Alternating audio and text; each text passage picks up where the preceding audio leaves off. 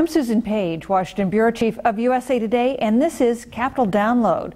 We're on Capitol Hill with the Chairman of the House Judiciary Committee, Congressman Bob Goodlatte. Thanks so much for joining us. It's good to be with you. The Senate is now debating a comprehensive immigration bill.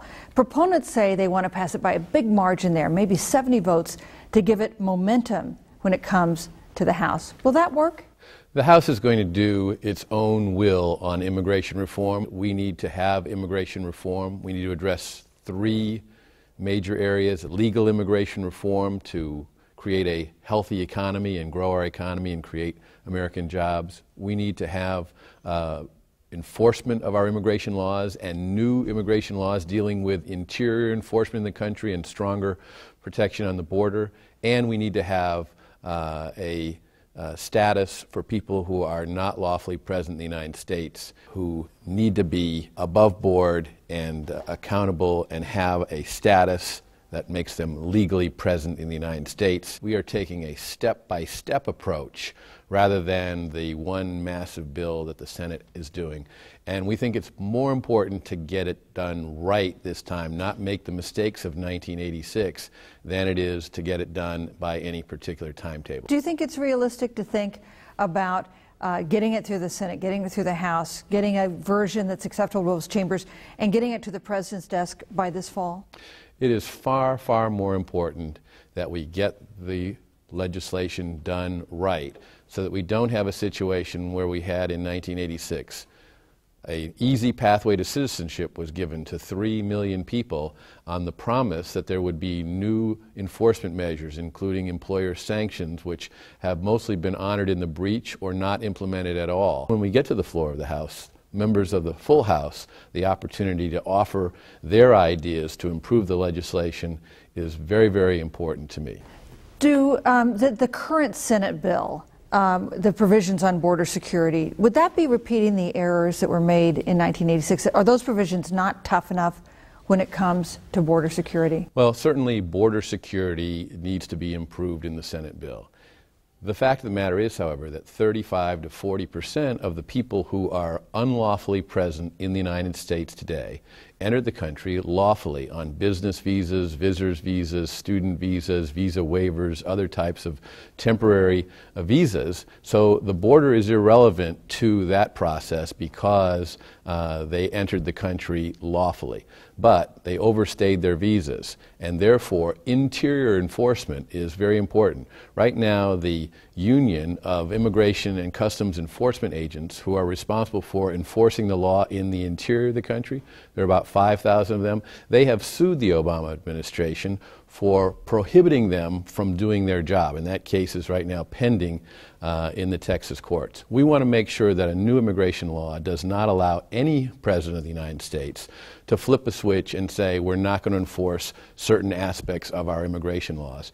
And we want to make sure that we are utilizing the opportunity with just 5,000 ICE agents in a country of 3 million plus square miles and 300 million plus people, that we have the opportunity to use state and local law enforcement, of which there are several 100,000, in a clear statutory way so they know what responsibilities they can take and do them in a proper fashion. The idea of providing a path to citizenship for people who are now here illegally, should that depend on having actually met standards for both interior enforcement and for security along the border? To create a new category or new pathway, if you will, for people who enter the country illegally is not appropriate. However, once you have a legal status for people and they can find their own way based on the existing avenues, they can find their own pathway. But as far as the government is concerned, we shouldn't provide a special pathway. We should not provide any of this, including the legal status, until we have in place a number of measures, both on the border and in the interior of the country, like E-Verify, to verify whether or not people are lawfully allowed to take a job with an employer, or an entry-exit system. So for those people who enter the country legally and don't leave, we need to have the metrics available to tell us that they have indeed stayed in the country or left the country. Are you concerned that you may end up with a situation in the House, which of course is controlled by Republicans, but a situation where an immigration bill passes that has broad support among Democrats, attracts just enough Republican votes to get over the finish line, and passes that way? That would be a very bad idea. I'm very much a believer in following regular order and in following the principle that the majority party should have a sizable majority of its members supporting major legislative initiatives going through the Congress. And immigration is the most major legislative initiative we've had in several years. We should do it with strong support, and that will, in my opinion, create a considerably different bill than the Senate bill.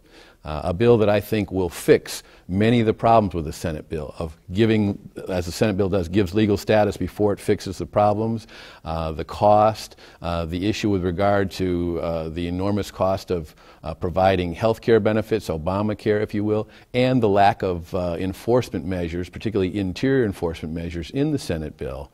All of those things can be fixed in the House, and then we work out our differences with the Senate in a conference between the House and the Senate. Do you think that Speaker Boehner and Leader Cantor agree with you that this bill should pass with a majority of the majority? I believe that there is very, very strong recognition and support for having a very, very strong Republican conference initiative for immigration. You're a senior member of the House and chairman of a powerful committee. Does your gut tell you that the ingredients are there for an immigration bill that gets signed by the president this year? I think it is very possible, but it has to be done right. And getting it done right is definitely the challenge that both the House and the Senate face. This week your committee approved a ban on abortions at 20 weeks. And there were Democrats and others who said, look at the people sitting on that dais. All the Republican members of your committee are men. Does that worry you? It would be wonderful to have Republican women on the committee, and I am an advocate for seeing that happen, but it does not matter whether you're a man or a woman to care about the rights of unborn children and the rights of women. And we believe that when a child is capable of experiencing pain, and the scientific evidence supports the fact that that is true after 20 weeks, that is a very appropriate time to step in and protect the life of that unborn child. So I'm proud of the work of the Judiciary Committee, and we'll carry that on with just the right team of folks, whether they're men or women, or hopefully both.